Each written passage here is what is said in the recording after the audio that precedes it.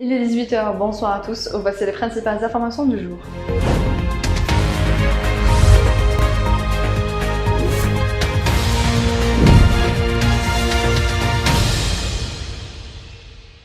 La correspondante d'Al Jazeera, Shirin Abu Akleh, a été tuée ce mercredi matin lorsque les soldats de l'occupation israélienne ont tiré sur elle à balles réelles alors qu'elle couvrait l'assaut de la ville de Jenin en Cisjordanie occupée.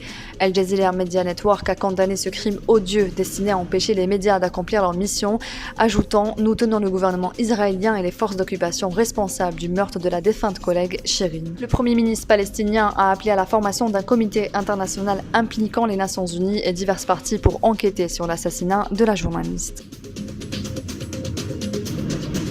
Le général de corps d'armée Saïd Chengreha, chef d'état-major de l'armée nationale populaire, a reçu ce mercredi le général de corps d'armée Hans Werner Wirman, directeur général de l'état-major militaire international de l'OTAN, qui effectue une visite officielle de 2 jours en Algérie à la tête d'une importante délégation militaire, indique un communiqué du ministère de la Défense nationale. Le général de corps d'armée a souligné que cette visite permettra aux deux parties de mieux cerner les défis sécuritaires prévalents, précisant que l'Algérie continue d'adopter une politique de neutralité et veille à s'exclure des tensions qui opposent les différentes parties.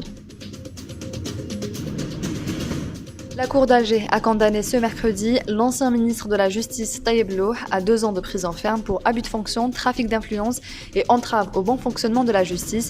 L'homme d'affaires Tarek Noah Koninef a été condamné quant à lui à la même peine, alors que l'ancien inspecteur général du ministère de la Justice Tayeb Ben Hashmi a écopé d'une peine de 18 mois de prison avec sursis.